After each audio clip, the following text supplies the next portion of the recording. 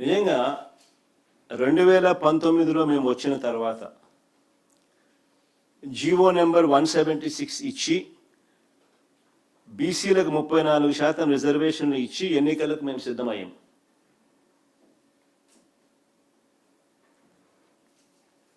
కానీ చంద్రబాబు నాయుడు గారు తన పార్టీ నాయకుడు, తన గవర్నమెంట్లో అప్పట్లో ఏపీ స్టేట్ ఎంప్లాయ్మెంట్ గ్యారంటీ కౌన్సిల్లో అప్పటి సభ్యుడు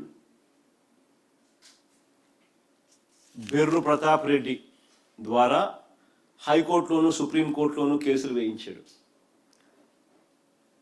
సుప్రీంకోర్టు ఆదేశాల మేరకు రిజర్వేషన్లు 50% దాటకూడదు అన్న ఆదేశాలతో బీసీలకు 34% కొట్టేస్తున్నామని హైకోర్టు తీర్పిచ్చింది. అప్పట్లో 50% రిజర్వేషన్లు దాటకూడదని హైకోర్టులు సుప్రీంకోర్టులు తీర్పులు ఉన్నాయని తెలిసి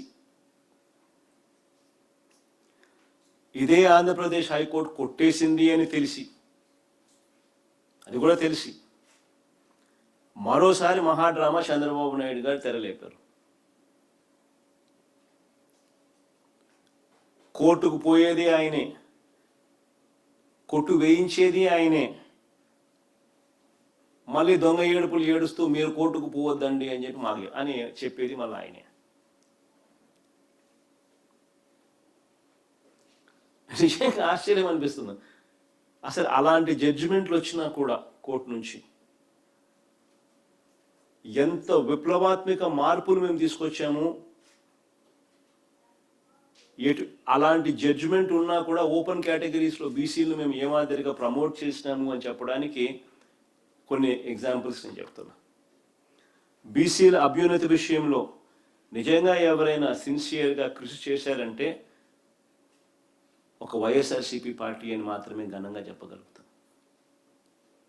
రాజకీయంగా, ఆర్థికంగా, సామాజికంగా వాళ్ళ తలరాతల్ని చిత్తశుద్ధితో మార్చాలని ప్రయత్నం ఎప్పుడైనా జరిగిందంటే అది వైఎస్ఆర్సీపీ ప్రభుత్వ హయాంలోనే.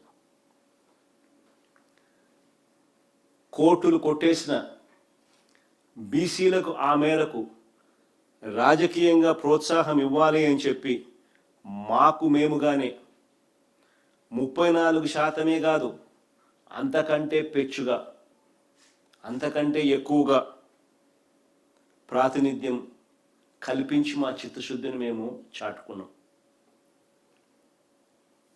మా క్యాబినెట్లో 25 మంత్రులు ఉంటే అందులో 11 మంది బీసీలు, అంటే 40% మంత్రి పదవులు బీసీలకు ఇచ్చాం.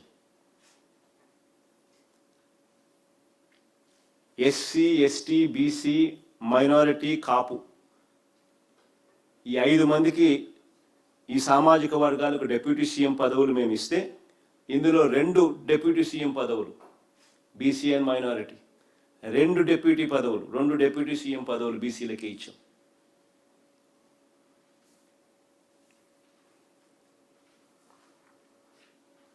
వైఎస్ఆర్సీపీ ప్రభుత్వం వచ్చిన తర్వాత రాష్ట్ర కోటాలో భర్తీ అయిన 11 రాజ్యసభ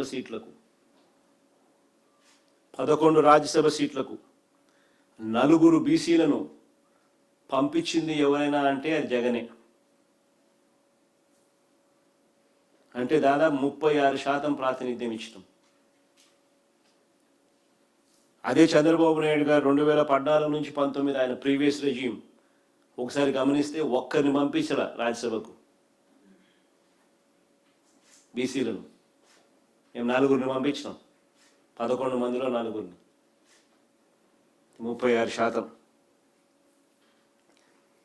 25 లోక్సభ సీట్లలో 11 బీసీలకే ఇచ్చాం, అంటే 44% బీసీలకే ఇచ్చాం.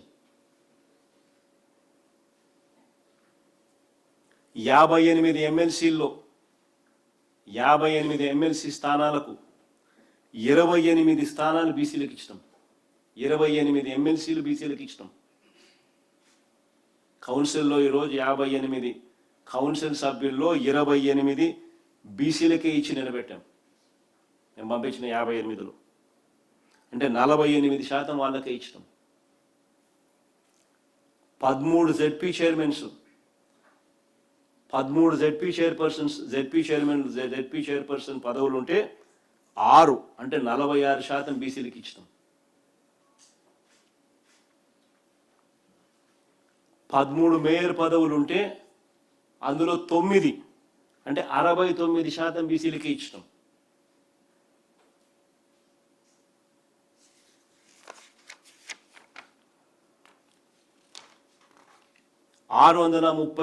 636 ఎంపీపీ స్థానాలు, మండల్ ప్రజా పరిషత్ ఎంపీపీ స్థానాలు 636 స్థానాల్లో 239 అంటే 38% బీసీలకే ఇచ్చినాం.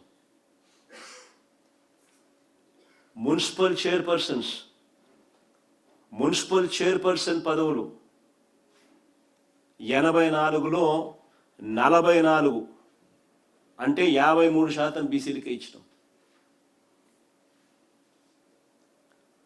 639 జెడ్పీ స్థానాల్లో 227 అంటే 36% బీసీలకే ఇచ్చినాం. 8239 ఎంపీటీసీ స్థానాలకు 3361 అంటే 41% మంది బీసీలకే ఇచ్చినాం.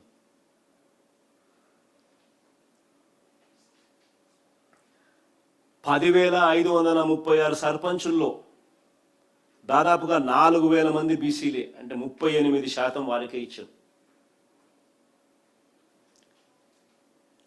ఏఎంసీ చైర్మన్ పదవులు, agriculture market committee AMC chairman పదవులు 196లో 76 అంటే 39% బీసీలకే ఇచ్చినాం.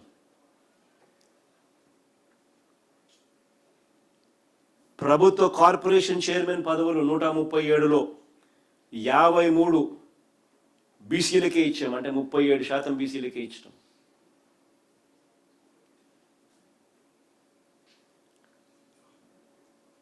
నూట 139 బీసీ కులాలకు ప్రత్యేకంగా 56 బీసీ కార్పొరేషన్లను ఏర్పాటు చేసి ఆ కార్పొరేషన్లను ఏర్పాటు చేయడమే కాకుండా ఆ కార్పొరేషన్ల ద్వారా ఆ కులాలకు డైరెక్ట్గా డీబీటీ డైరెక్ట్గా బెనిఫిట్ చేసే కార్యక్రమం ఎప్పుడైనా జరిగింది అని అంటే అది మా హయాంలోనే.